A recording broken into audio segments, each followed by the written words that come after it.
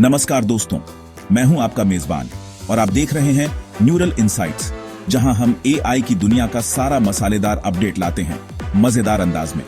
सबसे पहले माइक्रोसॉफ्ट की गलियों में चलते हैं। खबरें उड़ रही हैं कि ये लोग ऐसे एआई रीजनिंग मॉडल्स बना रहे हैं जो ओपन एआई को सीधी टक्कर दे सकें। बेहतर लॉजिकल रीजनिंग, तेज डिसीजन मेकिंग। लगता है माइक्रोसॉफ्ट ने भी बड़ी बाजी खेलने की ठानी है। अब रुक करते हैं एप्पल की तरफ। इन्होंने $500 बिलियन का निवेश प्लान बनाया है यूएस में। इसमें खास बात है टेक्सास में एआई सर्वर फैक्ट्री और 20,000 नई R&D नौकरियां। सोचिए, आईफोन वाले अब एआई की फैक्ट्री भी लगाएंगे। पैसा ही पैसा, मजा ही मजा। मेटा भी कहां पीछे रहने वाला है। 2025 में $65 बिलियन झोंकेंगे एआई पर। लुइजियाना में एक बड़ा एआई डेटा सेंटर बन रहा है, जहां लामा जैसे मॉडल्स और भी ताकतवर होंगे। डॉलर की बारिश हो रही है एआई के मैदान में। अब शिक्षा जगत से कॉर्नेल को एआई रिसर्च के लिए $10.5 मिलियन का डोनेशन मिला है। मशीन लर्निंग, रोबोटिक्स और AI ethics all in one. कहते हैं ज्ञान बांटने में मजा ही कुछ और है। और यहां तो धनवर्षा हो गई। ओपनएआई ने ऑपरेटर नाम का semi autonomous AI assistant launch किया है। फिलहाल चैटजीपीटी प्रो यूजर्स को मिलेगा और ऑनलाइन टास्क हैंडल करेगा। अकाउंट लॉगिन जैसी सेंसिटिव चीजों के लिए पूछेगा, बाकी चीजों पर करेगा अपनी मनमर्जी।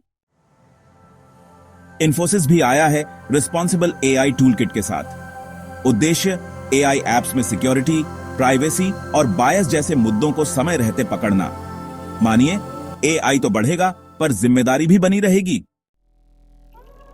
एनवीडिया ने ब्लैकवेल अल्ट्रा की घोषणा की है, जो साल के दूसरे हिस्से में आएगा, और वीरा रूबिन एआई चिप 2026 के आखिर तक उतरने की उम्मीद।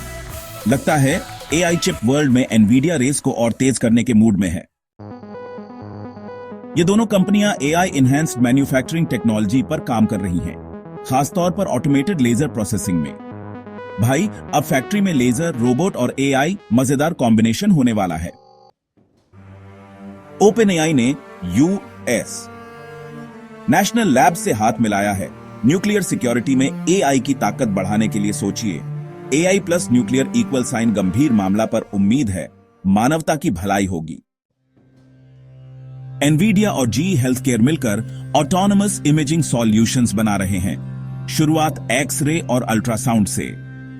एनवीडिया और गूगल भी health care, life sciences, drug discovery में एआई को बढ़ावा देने के लिए कमर कसे हुए हैं। सब मिलकर हेल्थ इंडस्ट्री में एआई का परचम लहराने पर तुले हैं। परप्लेक्सिटी एआई ने $50 मिलियन का वेंचर फंड लॉन्च किया है एआई स्टार्टअप्स के लिए। सॉफ्टबैंक भी $500 मिलियन फंडिंग लाने की बात कर रहा है, पर किस स्टार्टअप के लिए अभी सीक्रेट है। अब बात कॉमेट की। ये एक एआई पावर्ड वेब ब्राउजर है। बनाया है परप्लेक्सिटी एआई ने, ताकि ब्राउजिंग को और भी स्मार्ट बनाया जा सके। एजेंटिक सर्च मतलब ब्राउजर खुद कॉम्प्लेक्स क्वेरीज समझेगा, टास्क एग्जीक्यूट करेगा और अपने आप डिसीजन लेकर आपके काम को आसान करेगा। एआई इंटीग्रेशन, इसमें डायरेक्ट एआई टूल्स जुड़े हैं जो टास्क ऑटोमेट कर देंगे, चाहे होटल बुक करना हो या online shopping. Deep research integration comet browsing में ही डीप रिसर्च और सोर्स सिटेशन देगा, यानी आपको एक्स्ट्रा टैब्स में भटकना नहीं पड़ेगा।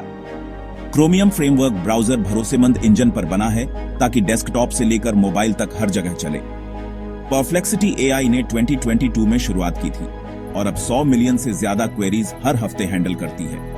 हालांकि गूगल क्रोम और दूसरे बड़े ब्राउजर्स को चुनौती देना आसान नहीं, बट एआई पावर से ये नई क्रांति लाने की कोशिश कर रहे हैं। लीगल चुनौतियां भी हैं, जैसे कुछ पब्लिशर्स के साथ कॉपीराइट विवाद, पर देखते हैं आगे क्या होता है। लॉन्च डेट फाइनल नहीं, लेकिन वेटलिस्ट पर साइन अप शुरू है, तो चाहें तो आप भी पहले दिन से एक्सप्लोर कर सकते हैं।